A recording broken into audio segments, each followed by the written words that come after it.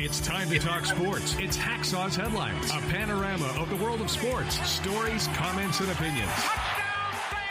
Now, here's iconic sports talk show host Lee Hacksaw Hamilton and co-host John Riley. Who wants to talk sports on a Friday night? We do. You do.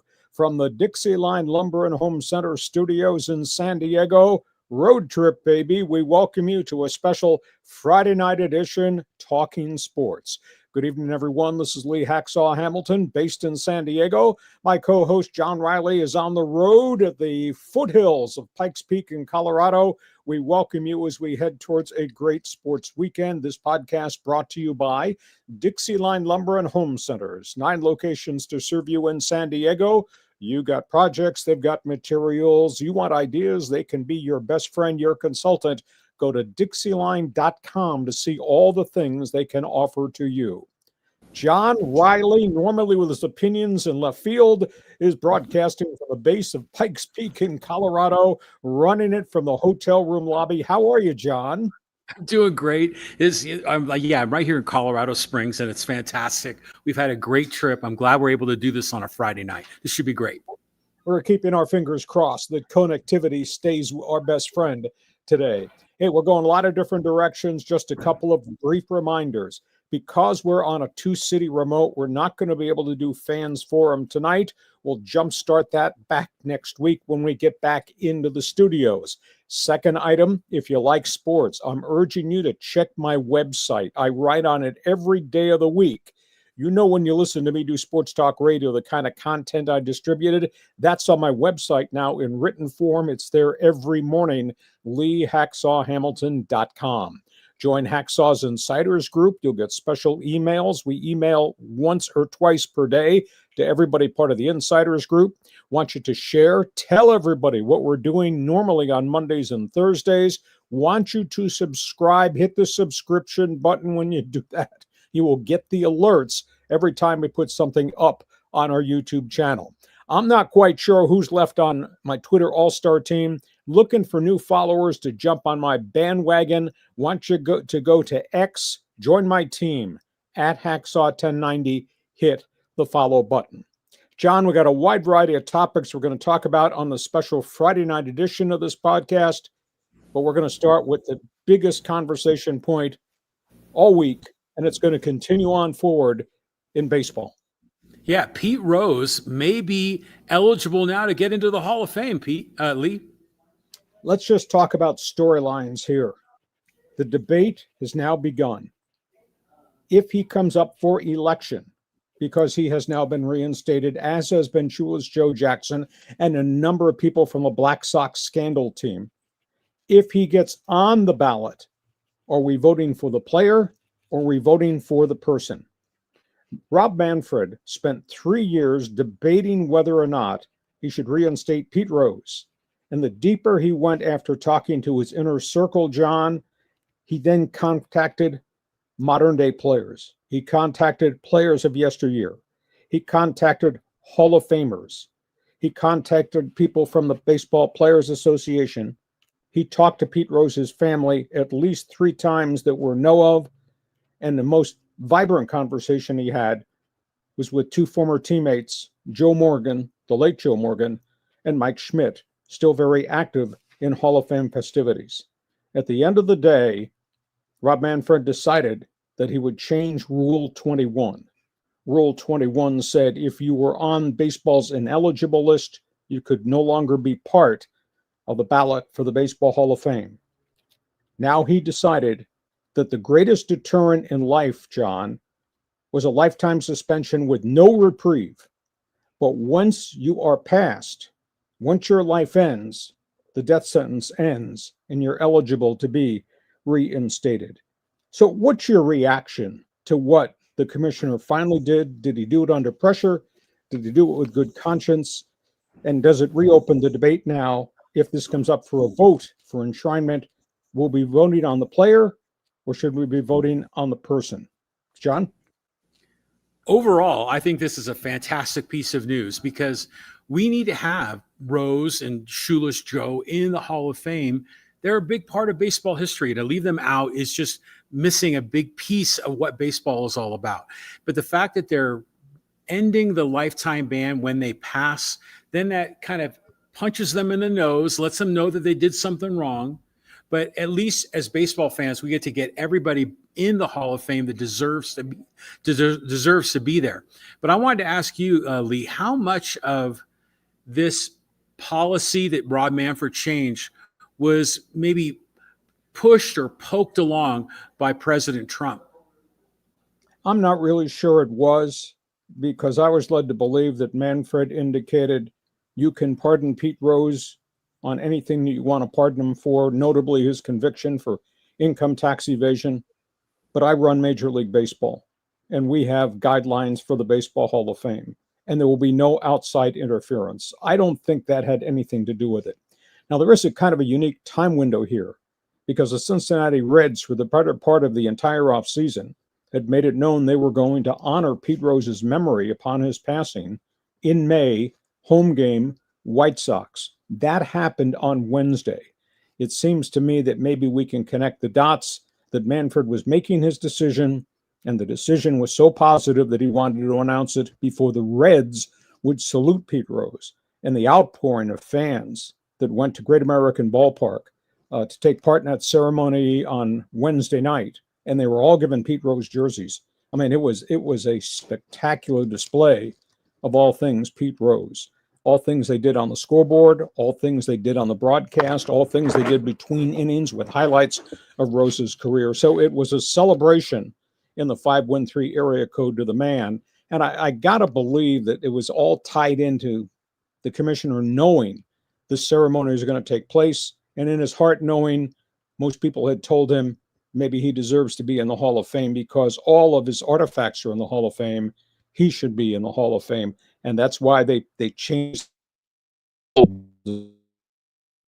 Again, there were many layers to this decision. This was just not about Pete Rose. This was because, and you and I had chatted about this in the past, John.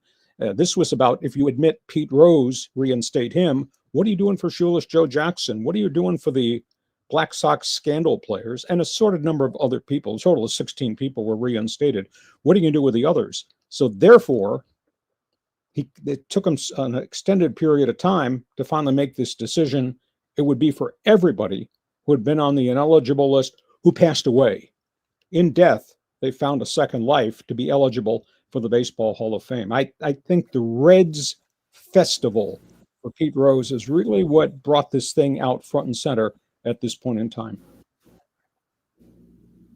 Yeah, I think it's a terrific decision by Major League Baseball. But I mean, there's been all kinds of reactions around major leagues, around the fans in Cincinnati. Let's break that down, Lee. Okay, let's talk about the second topic on the table as it relates to Pete Rose. And this is the reaction from people in the Hall of Fame. The New York Times did a survey of 20 Hall of Famers, John, to get their responses as to whether or not Pete deserves to be voted in now that he's been reinstated. And the most stunning thing to me, for all of our viewers, if you read all these quotes that we have just posted, this thing was split right down the middle. 10 people said, yes, he deserves now, upon being reinstated, to go to the Hall of Fame. The other 10 people that the New York Times questioned said absolutely not, that they invoked the phraseology in the Baseball Hall of Fame ballot that says you can be admitted based on accomplishments, on credibility, on integrity, on character, on sportsmanship. A whole bunch of people not of the opinion that Pete Rose passes the test as a person. I think universally, statistically, they all thought he passes on stats and what he did on the field, but he does not pass and should not get in because of what he was off the field. So let's just quickly go through these quotes again. This is coming from 20 different Hall of Famers. Their reaction. If you're going to tell all the story of baseball, and this goes back to my thing about how do you write the history of baseball without including Pete Rose, but if you're going to tell that story, then you got to put the steroid users in. So now that becomes the second part of this conversation. We've dealt with Rose, but what about the Barry Bonds and the Roger Clemens of the world? Another quote was, playing wise, yes, his statistics. Another, high baseball IQ. That was missed by Major League Baseball. Another one, the history of the Hall of Fame. It's about artifacts. Put him in because he belongs there. Another said that he paid a steep price and he was so much hurt that he'd been expelled from baseball. But then other people said, hey, baseball is getting away from a code of conduct if you allow him to get on the ballot and get approved. Another one was offended that he made a mistake. He was never honest. He was not ashamed by what he did. And a third one from one of the most influential people that I read the quote from, he loved the game so much, but he never apologized. And then I had another one that got back to me in the last couple of days. It said he loved the game so much, but he loved to gamble even more. That's amazing reaction, John, from a wide variety of Hall of Famers who are still alive. And as I said, split right down the middle, 10 pro, 10 con. And what does John Riley think? Yeah, this feels a little bit like how, let's just say, dictators around the world have been named Time Magazine Man of the Year.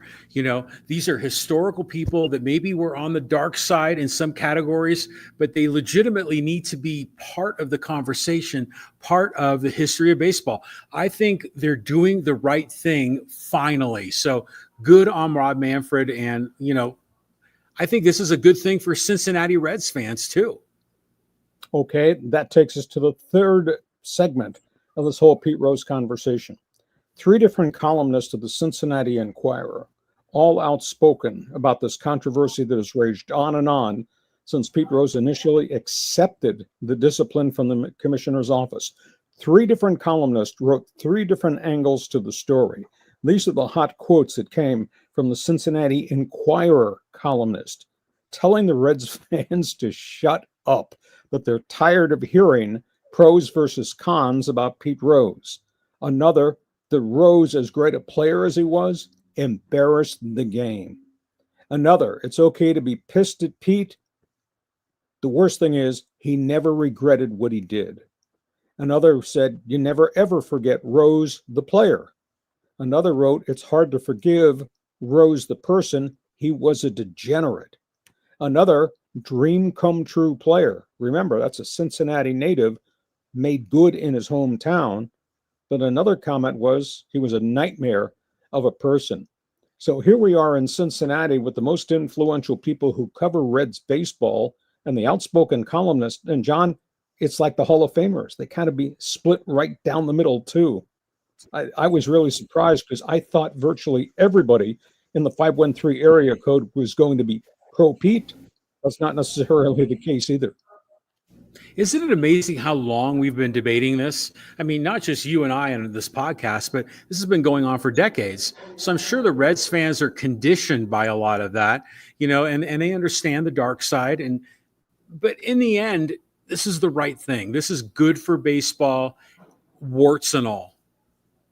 Okay, we'll spin back to the first thing I said at the onset of this podcast. Voting for the player versus voting for the person. And then the second question, if him and all the Black Sox people led by Shoeless Joe, if you're letting them in, what are we doing about Bonds, Clemens, and the steroid era? John, the podium belongs to you.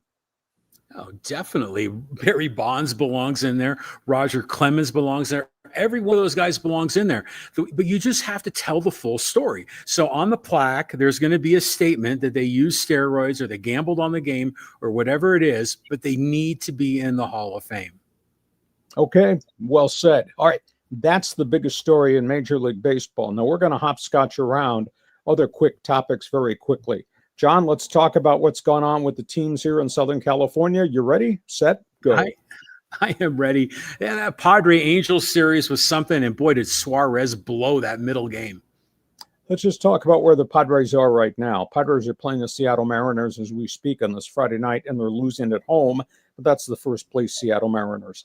Manny Machado, 14-game hitting streak. Manny is hitting 480 during this streak heading into this big weekend series. Overall, he's batting 340. This is probably the hottest clip that Manny has had since he's been a Padre. Tatis continues to play like an MVP. Here's a unique statistic nobody's talked about. With Luis Arraez in the batting order, the Padres are 26-10. Since Arraez came from Miami, when he's played and been in the lineup, they're 95-58. I mean, Arraez has meant a big difference to the overall one-loss record of Padre baseball. Good piece of news on Yu Darvish. He went through that first rehab outing. He went 4 innings, 51 pitches, gave up only 2 hits, did give up a 2-run home run in the early inning, and then pitched and breezed through the rest of the start. I don't think they're going to send him back to El Paso for another start. I think he'll get plugged into the rotation fairly quickly, probably on a pitch count, and then we'll see how far back he is. Injury update, not good news. Johnny Brito is gone for 9 to 14 months. Second elbow forearm surgery for him. So his season next year is pretty much washed out. Setback for Brian Hoeing, who had been a long reliever who many thought might wind up being a part-time starter. He got pulled after a third of an inning in his first rehab start and has not thrown since that point in time. And the sensational catcher, Ethan Salas, is on the disabled list and is going to be out till probably July. He's got a stress fracture of his back. So there's a lot of news and notes as it relates to Padre baseball. As it relates to the Dodgers, Clayton Kershaw is back. Activated, will pitch tomorrow. The Dodgers going to keep him on a pitch count, but he had 5 pretty successful rehab starts in the minor leagues coming back from the knee surgery and from the foot surgery. The bad news, Roki Sasaki, shoulder impingement. Evidently, he's had pain for 2 weeks. He didn't tell anybody. His velocity went from 99 down to 92, and they were teeing off on his fastball. The only thing that he had that was working was the slider. There's a stat out there that in his starts against the slider, they were hitting 158, and against his fastball, they were teeing off at 253. He's pitched 32 innings, got 24 strikeouts, but he's walked 22 batters. And at the end of the day, he was not making much progress at all, and he was regressing in terms of velocity. They're not going to give him a cortisone injection in the shoulder, but they're going to shut him down. And once he gets back up on the mound, they're going to try to retool his mechanics because they think that's the big problem there. And by the way, this is the same shoulder circumstance that he had last year pitching for Latte Marines in Japan. So he goes on the shelf. Angels, they just go from bad to worse. You know, you sit around and you watch Angel baseball in this Padres series, and you just sit around and wait for their pitchers to start walking batters and giving up home run balls. You sit around and you watch their young players make a ton of defensive mistakes. They just don't have a complete major league roster. And the other bad story with the Angels, and you and I have talked extensively about the fact I don't think they have enough pitching. Now they don't have their closer, Ben Joyce. He has undergone labrum surgery. He is going to be gone this season and probably into the start of next season. And of course, remember, he was a fascinating young college kid who threw 105 miles an hour, but obviously had to be more than velocity because that's what caused this problem. He's had 4 major injuries to his pitching arm, shoulder or elbow or forearm since his college days. So the bad news just continues to pile up on Angel baseball. John, your turn. My turn is that the Padres should have swept both those series against the Rockies and the Angels. It's disappointing, but hey, 2 out of 3 ain't bad, as they say. You know what's interesting is I was flipping through some of my social media and I saw this picture of Clayton Kershaw, a young Clayton Kershaw, on a charter flight sitting next to Sandy Koufax. And you could see Koufax in the photo was kind of instructing, kind of giving him, passing down the wisdom from one Dodger great to the other. I mean, would you love to be a fly on the wall in that kind of a conversation? Oh, I wish I had a tape recorder running, talking about the mechanics and the things. Now, Koufax, back in the day, that was a guy who could throw the ball through the wall, but could not tell you where the ball was going to wind up because it was wild as could be. And it only came after he learned he did not have to go max effort every pitch, and then he developed the curveball and everything else. Kershaw's never had that problem. Kershaw's got all kinds of gifts. Kershaw was an intellectual, more polished pitcher. But yeah, I'd like to just slip that tape recorder in between those two guys and just tape the exchange of data and information. That's a really, really cool point. Okay, that's all things baseball. Our Friday night podcast underway. I'm here in San Diego. He's there at the base of Pikes Peak in Colorado. And again, because we're doing a two-city podcast on a Friday night, we're not going to be able to do fans forum. So just take the ride with us and enjoy the topics on the table. We'll get back into a regular format once we get back into the studio. John, next topic on the table?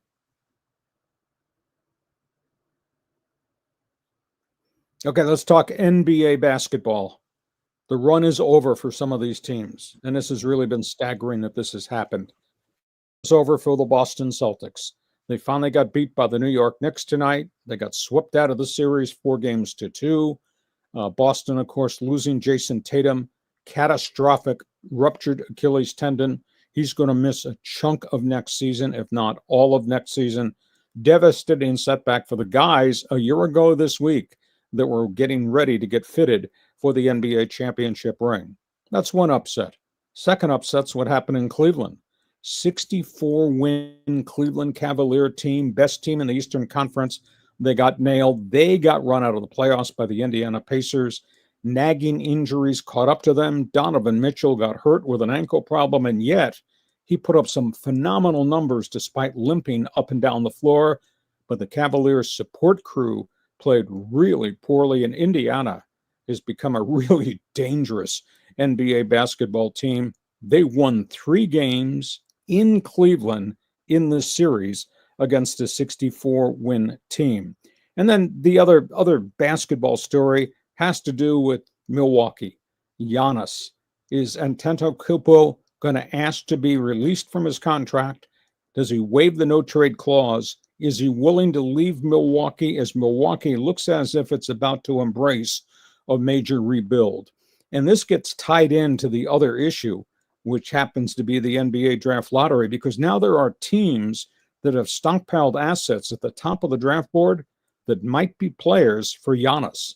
And if Giannis decides he wants out, and he can pick where he wants to go because of the no-trade clause, John, if he decides he wants out, maybe Houston, maybe San Antonio, because they got high draft picks, got a lot of young players. Anything is possible there. So devastating week in Boston, Cleveland, and could be really, really bad if Giannis says, I've given you everything I have to give. I'll let you rebuild, but I won't be part of a rebuild. John, your thoughts? I was watching the game earlier today, the Knicks and the Celtics, and the Knicks were putting on a whooping on the Celtics. They're just not the same team without Jason Tatum. I mean, so if it turns out that the Knicks win this series, it's either going to be the Knicks or the Pacers out of the East. That's kind of a refreshing change from my point of view. Yeah, I'll tell you what, Indiana is really playing well. The Knicks, to me, are too skitterish. And they ran Boston out tonight because not only did they not have Tatum, Kristaps Porzingis, the other big man, the 7'2" shooter, he's had a viral infection, a stomach digestive problem, and he's hardly been able to play.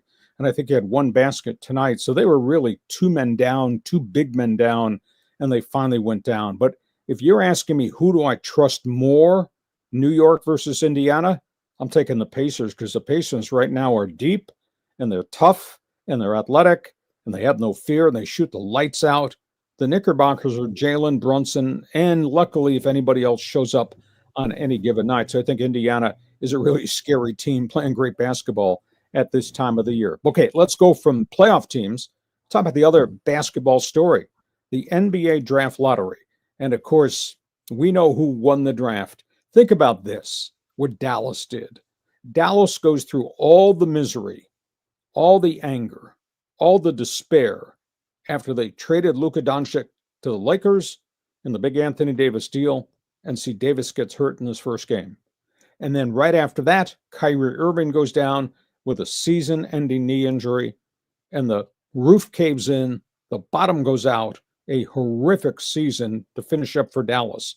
And then on top of that, Dallas was only 10th best in terms of the draft lottery, and they wound up winning the draft lottery. Think about that. You go from despair and despondence to excellence and excitement because they get the number 1 pick. and they're going to get the Duke superstar Cooper Flagg. And all of a sudden, we're now looking at a Dallas Mavericks team that will have the healthy Anthony Davis, the return to health of Kyrie Irving, the kid Cooper Flagg, plus the two bigs that they got. I think that suddenly Dallas becomes a big-time player. So that's one storyline. The second storyline is San Antonio gets a second pick. The way the lottery worked, they won the second pick. And this is a team, if you recall, that drafted Victor Wembanyama, drafted Stephon Castle, and then traded for De'Aaron Fox, and is suddenly a really deep team. And they're going to get the pick of one of the great guards on the draft board. Now, granted, Greg Popovich won't be there to coach because he's gone into retirement as the president of the team because of the health issues and the byproduct of the stroke. But at the end of the day, San Antonio looks just absolutely loaded, and they're going to get themselves a really good guard, probably Ace Bailey, the big guard forward from Rutgers. And then the third pick in the NBA draft goes to Philadelphia. And they were devastated by injuries, but they're going to get one of the other big shooting guards. And that guy's going to go with Embiid coming off surgery, Paul George coming off multiple injuries, and the growth and development of Tyrese Maxey. Suddenly, Philadelphia looks like it could be the beast of the East if they get everybody back healthy, and they've added a really cool guard. So this draft lottery was really kind of neat. And then, just think about the dreariness in Dallas and all of a sudden what happened the night of the lottery, and then think about where San Antonio is, and are they ready to bounce back? Because they're going to get themselves a really good player on top of all the other good young players that just drafted the last couple of years, John. Yeah, I mean, if you're a Mavericks fan, you got to be thrilled here. But do you buy into this conspiracy theory that this was all orchestrated by the NBA? Because when Luka was traded to the Lakers, to benefit the Los Angeles Lakers, the Mavericks ended up getting the number one pick. And it's kind of similar to, and I think if I have my facts right, when the Pelicans traded Anthony Davis to the Lakers, then the Pelicans got the number one overall draft pick, and they took Zion Williamson. So do you buy into any of this?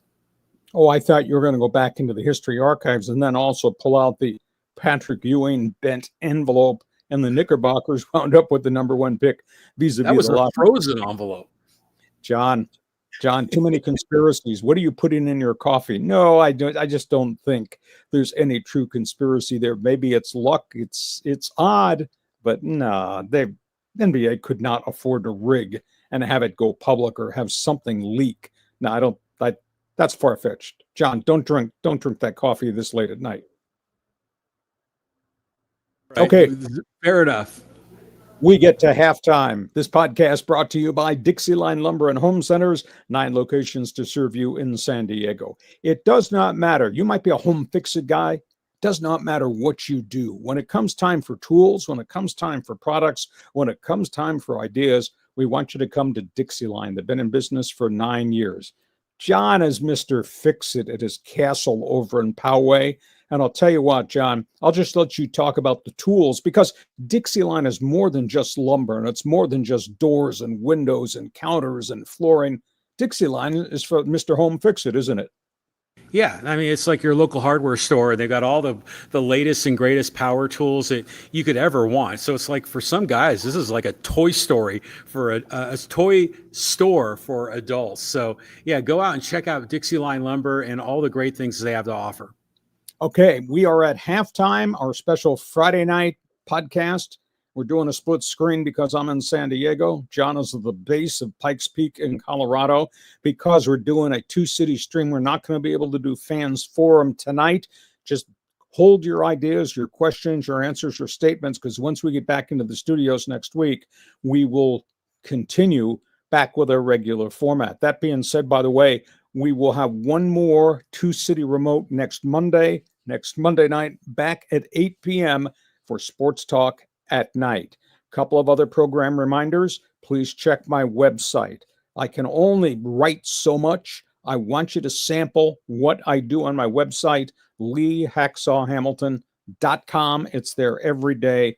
You might be just a baseball fan. That's no problem. There's a ton of baseball I write about every night.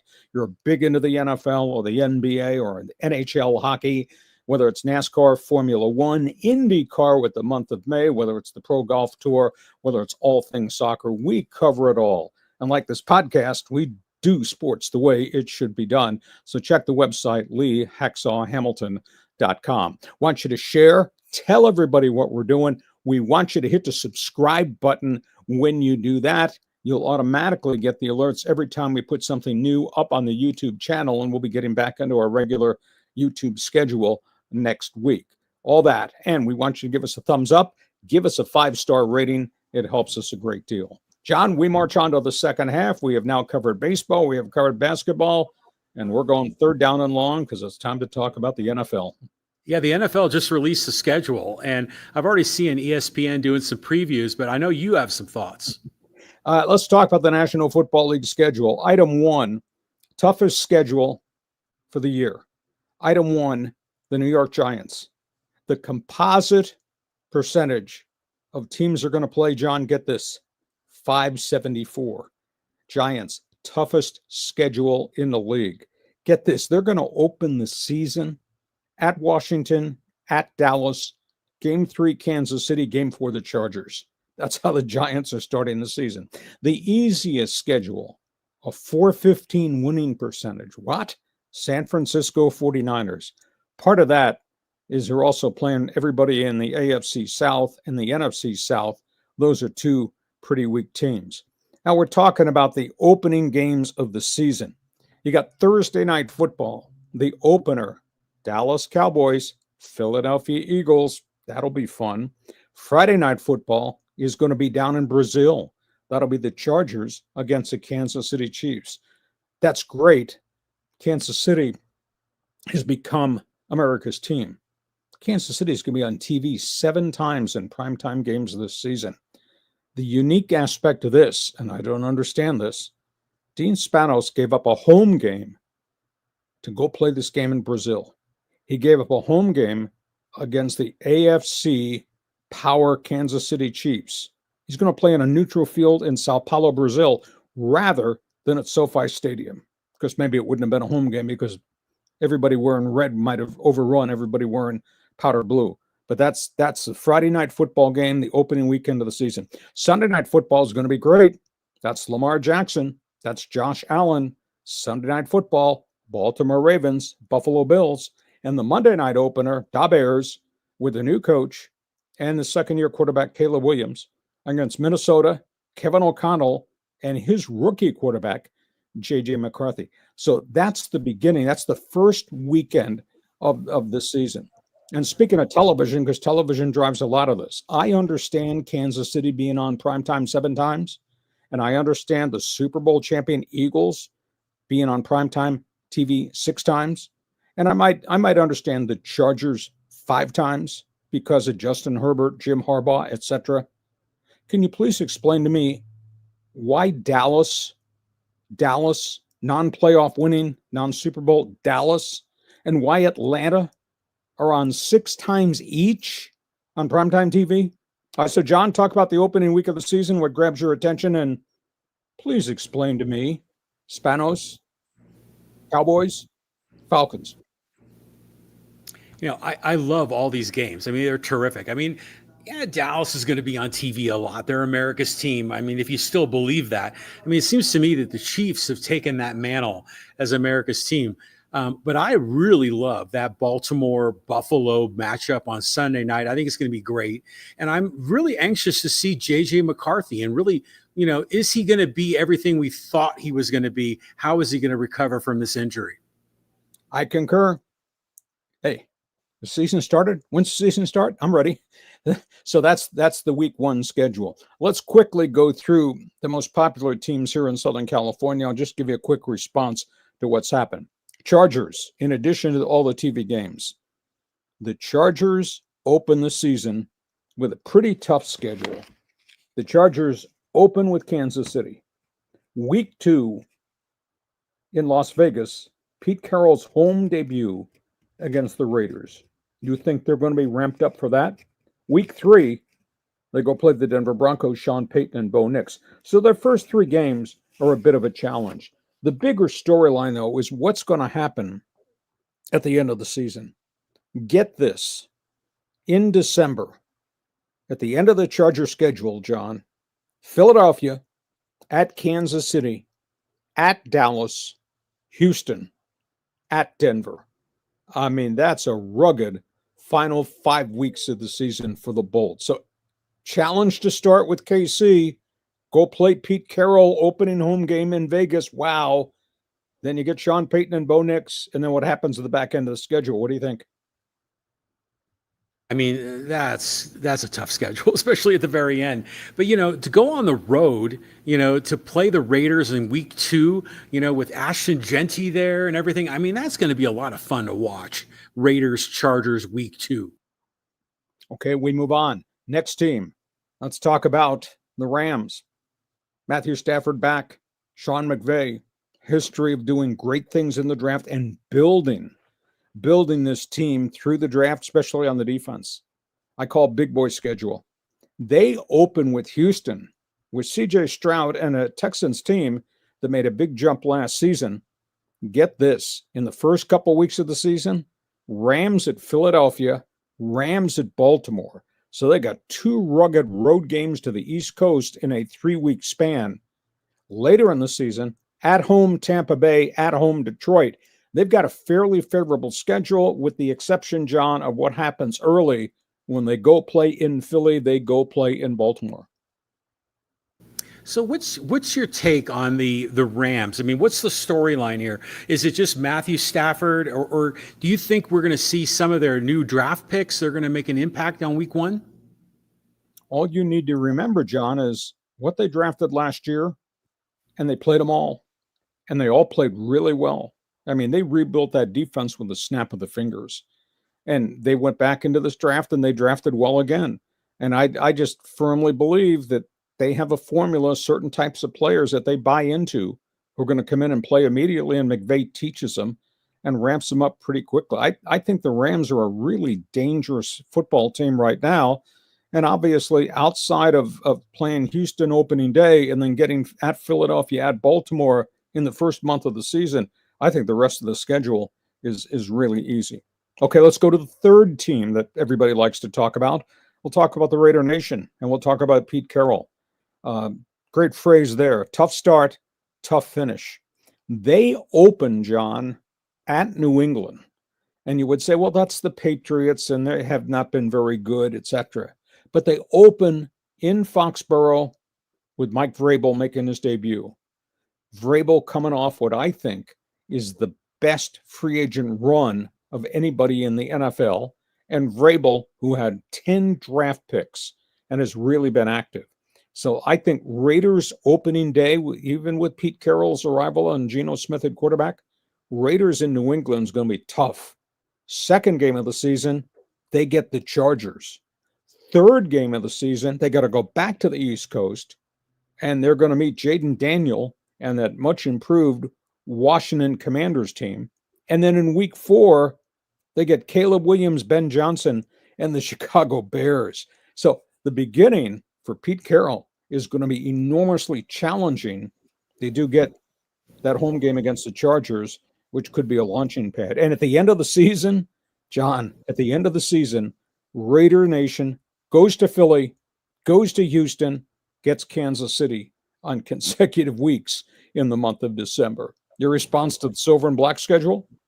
Do you think this is the year that the Raiders make a significant leap? Could they potentially be a wild card team, in your opinion?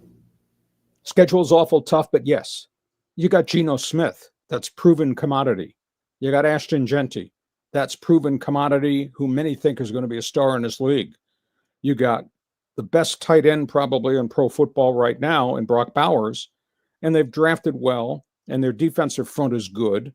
A lot of new plug-in pieces on the back 7 defensively, but I think Pete Carroll's the big intangible. He's the wild card in this whole thing because historically he teaches defense. So yeah, I think, to spin back to your original premise, yeah, I think they could be a wild card team. Okay, that's all things National Football League. Last topic on the table, John, and we're going to jump around the checkerboard on this one because you wanted me to jump around the checkerboard. Go ahead. Yeah, of course. We got to go to the high-speed sports wire. Got lots of golf and hockey. Yeah, let's talk about a wide variety of things. PGA Championships, which is the second of the Grand Slam events. PGA is underway at Quail Hollow. I'll ask this question. what's the identity of the PGA Championship? If I mention Grand Slam, you think Masters Augusta. If I mention Grand Slam, you think British Open, Scotland, Ireland, wherever. If I mention Grand Slam, you think US Open and the fact that you're playing on the toughest courses in the country, Oakmont to Pebble Beach, to save the integrity of par. Nobody ever thinks about the PGA Championship as actually being a Grand Slam event, but it is. Anyhow, they teed off in the first round today, and all the excitement was the big names that are coming in, and all the big names are not anywhere close to the top of the leaderboard, which is a bit of a surprise. Scotty Scheffler, who's right now the top golfer on this tour, he's only at 2 under par. Rory McIlroy, coming off the Masters win, who's become so popular, he's 3 over par. Bryson DeChambeau, coming out of the LIV, who had played really well, he was only at even par. Brooks Koepka's game has totally gone away. Coming from the LIV, he was 4 over par, and this is dreadful. Dustin Johnson, 7 over par, and I watched a video of Phil Mickelson, 4 shots out of a sand dune. That put him about 12 over par after 2 rounds. So the big names have yet to make a move towards the top of the leaderboard, and a lot of the LIV guys just nowhere to be found. So that's the PGA story. Let's talk NHL hockey. We've seen some really miserable hockey from the Toronto Maple Leafs, legendary franchise in the NHL playoffs. Just a horrific Game 5 at home where they got pummeled by the heavy hockey Florida Panthers, got beat 6-1 at home. It was brutal. Fans emptied this arena in the third period. Fans took their jerseys off and threw it on the ice, which is an ultimate insult to a Maple Leaf player. They were so fed up with how this team has played. Maple Leafs tonight went into Florida and shut out the Panthers 2-0, and they're forcing a Game 7 of that NHL playoff series. That'll be coming up on Sunday. Maple Leafs are Jekyll. Maple Leafs are Hyde. Winnipeg Jets fighting for their hockey lives in a really rugged playoff series with Dallas. The Jets are just really struggling to score goals. Connor Hellebuck has bounced back after a really ragged round, but right now the Jets are fighting for their lives to get their head above water and keep this thing going. Edmonton Oilers, all of a sudden these guys are really scary. This is no longer just Connor McDavid and Leon Draisaitl. This team's second and third lines are potting goals, hitting people, slowing people down.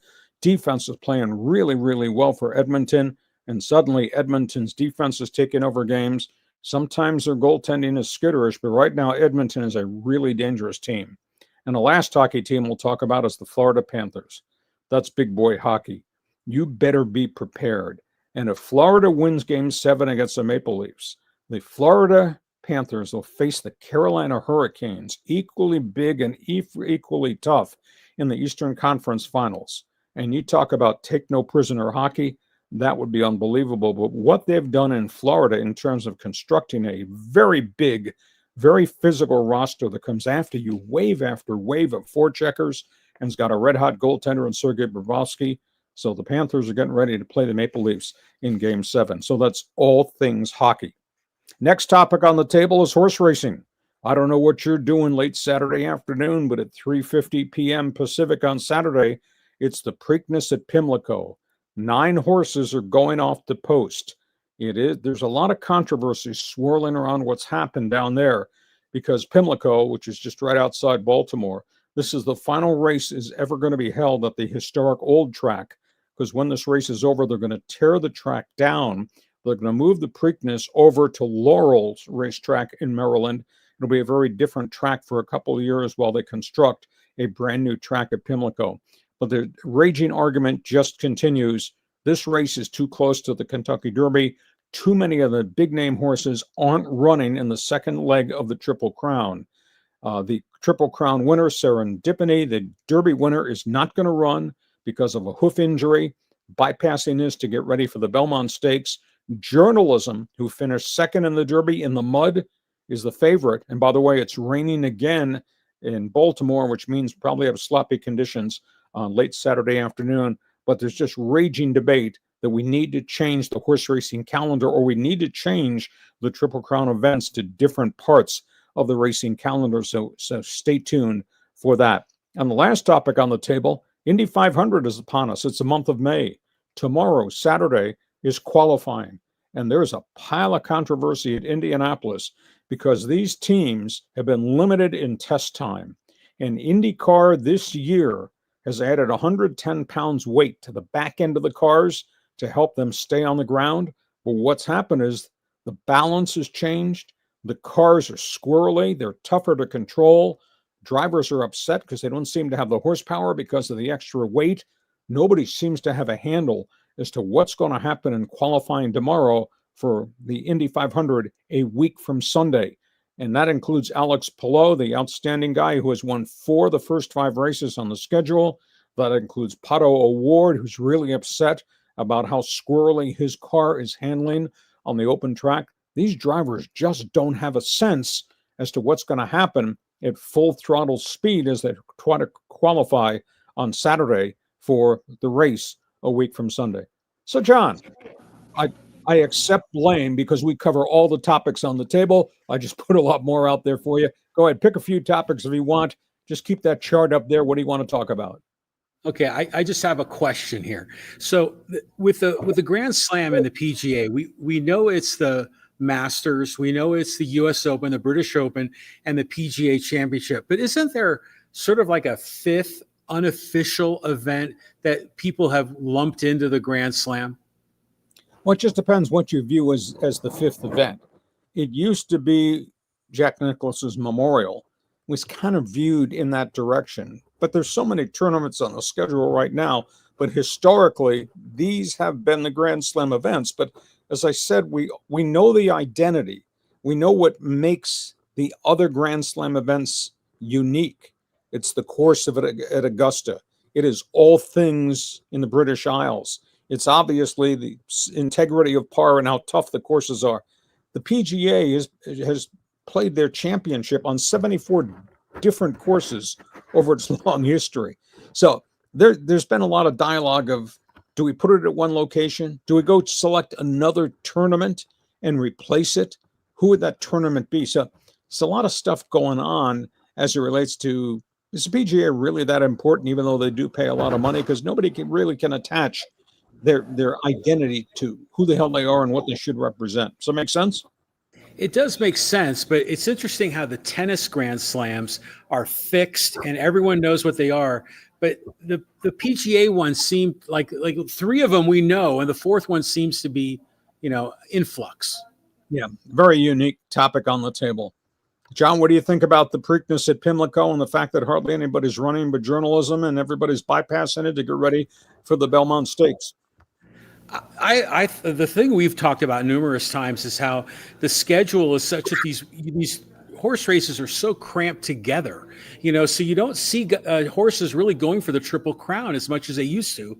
And that seems to be, for novice horse racing fans like myself, that's what I'm always looking for. But a lot of these horses are not following through. So you and I have talked about reconfiguring the calendar for these 3 big horse races. I mean, is that something that, the powers that be are considering? Well, at Pimlico this week, there's another angle to the story that's just broken. Item 1, first of all, let me throw you a statistic. The attendance at the Preakness in Pimlico has dropped 62% since 2020. That used to be well over 100,000 people come to see that race in Baltimore. It's now down into the 40,000s. So that's a big issue. The TV ratings have dropped 27%. It's like nobody's paying attention to the Preakness, and I think it's a byproduct. Marquee horses are not running. Now, the trainers are of the opinion, and this was a big thing of dialogue this week in the stables and the barns. The trainers are of the opinion you can't ask these horses to run 2 weeks after the grind of what the Derby is. There's too many that have incurred injuries. And horse racing is not just wins and maybe the Triple Crown, but horse racing is putting these horses out to foal and what their life after racing will be and what kind of mares that they can breed. That's got a piece of the equation. So there has been dialogue about, let's put a bigger window between the Derby and the Preakness, and then the third race at Belmont. Let's make it 4 weeks off between each race. Let's configure a different schedule. I mean, I propose to you, the Derby obviously stays the first weekend of May. Let's find a way to put the Preakness 4 or 5 weeks after that, maybe move it to July 4th weekend. And then let's find a way to jury-rig, put the Belmont Stakes on Labor Day weekend. So you would have a lot of rest time for horses that want to come back and run the second leg of the Triple Crown and the third leg of the Triple Crown, and not obviously be the one to beat in the Triple Crown. So that's one angle. There's another angle out there, although I don't think this is going to work. There has been conversation in the stables. Let's drop the Preakness and let's drop the Belmont Stakes, and let's adopt the Travers Stakes out of Saratoga in upstate New York and make that the second jewel of the Triple Crown. And then let's take the Breeders' Cup, which has become unbelievable over the last 2 decades. Let's make that the third jewel of the Triple Crown much later in the horse racing season. That's kind of radical, though, because then you're getting rid of all things Pimlico and you're getting all things at Belmont. I don't ever see that happening, but the calendar events, I think they've got to find a way to make this work. But see, if you move the Preakness back and then you change the Belmont, now you're interfering with the Travers Stakes in upstate New York. You're interfering with the Florida Derby. You're interfering with the other scheduling of some of these other stakes races, which are qualifiers for these other races. So very, very complicated thing. But what they have right now is not working. And the fact we had 20 in the Derby, we only have 9 at Pimlico, and who knows how many we'll have at Belmont, because that's an even longer grind. John? I like that idea of integrating Saratoga and the Breeders' Cup. But I wanted to ask you, Lee, historically, we know that different sports kind of ebb and flow. Remember, one time baseball and boxing were the top sports in America, and not as much anymore. Was there a moment when horse racing was really at the peak of popularity in America? If I mention the name Affirmed and Alydar, that was something really fascinating. But then, of course, we had the death of one of those horses. You know, if I was to mention Citation from way back in the day in the 1940s, that was a peak of interest. I think what's happened is there's so much out there on television now, and growth of all these other sports, what the NBA has become, obviously what the NFL has become, what the NHL playoffs have become. I think there's been a bit of a tail off. And then if you add in the reality, the fatality rate of horses and the crisis we've gone through in the last 5 years with horse racing deaths, horses breaking down, questions about training, questions about drug usage, I think it's really hurt the sport. Now, they've done a great job in the last 3 to 5 years imposing many more limitations on what horses can and cannot do in terms of training and how many events they can run in to save the horses' lives. And there's so much money that's invested in these horses. You don't want to run them to the point they get hurt and they break down and have to be euthanized on the track. So I think horse racing has hit a dip because there's competition's unbelievable. It's also dealing with its own in-house crisis about the health of horses and the saving of horses' lives. So that this all fits into the equation. I spin back to what you and I have talked about maybe 2 or 3 times over the last couple of years on those podcasts. Find a way to change the schedule. I just happen to think my proposal, May, July 4th, Labor Day weekend, big spaces in between, you'd get everybody running each one of the, quote, crown jewel races in the events. That's what I would do if I were a king. John? Hacksaw's Triple Crown. Here we go. Hey, just for hockey, by the way, I remember the start of the playoffs, you predicted the Maple Leafs and the Jets in the final. Do you think that still has a chance? Outside chance. Jekyll Hyde Maple Leafs. I don't know what to think. John, you were traveling. I almost lost my mind watching what the Maple Leafs did at home in Game 5. It was pathetic. And how poorly they played, with no passion, no heart, no grit, no toughness. And to see the fans stand up, walk down to the edge of the glass, take off their $190 jerseys, because that's what a Maple Leaf jersey in Toronto cost, and throw the jerseys on the ice in the third period to stop the game? Holy cow. And the 48 hours of heat that the Maple Leafs took from all the media, and there's a lot of newspapers in Canada, and in Toronto, there's the Toronto Star and the Toronto Sun and the Toronto Globe and Mail. It's unbelievable, because I read some of the columns. They were just brutal. But then the Maple Leafs turned around, went into Florida, and beat them in big boy hockey and played with great urgency tonight. So going back to Game 7, I think Edmonton's going to wind up going to the Stanley Cup Finals, and I wouldn't want to play them right now. And if Florida can beat the Leafs and then beat Carolina, Florida, Edmonton would be worth the price of admission, aka a heavyweight fight. That'd be a hell of a Stanley Cup final, because these two teams are really rolling. Yeah, I mean, I think the Florida Panthers, from what little I know, those guys are going to be, banging hard in these playoffs. So, hey, this is an exciting time of the year, Lee, and NBA and NHL playoffs. Oh, no doubt about it. Hey, listen, we hope you have enjoyed this podcast. And again, because we're doing this on a 2-city location, we're not able to do fans forum tonight and social media. But as we get back into the studio next week, we'll get back to our regular format. This podcast brought to you by Dixieline Lumber and Home Centers, 9 locations to serve you in San Diego. You got projects, they've got materials. You want ideas, they can be your consultant. And if you're into home fix-it, if you're Mr. Fix-It Man and you're looking for tools, go to Dixieline.com and see all the things they have to offer.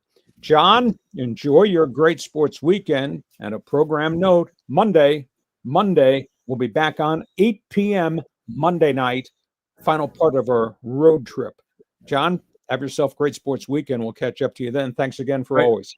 All good, and glad we're able to keep this going even while we're traveling. And we hope you have enjoyed this. Thanks for participating. Tell your friends, give us a thumbs up, give us a 5-star rating, because we do sports talk the way it should be done. Thanks for joining us on Hacksaw's Headlines.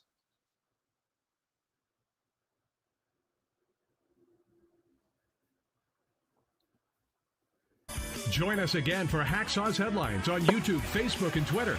And find the audio version on your favorite podcast apps. For more content, go to LeeHacksawHamilton.com.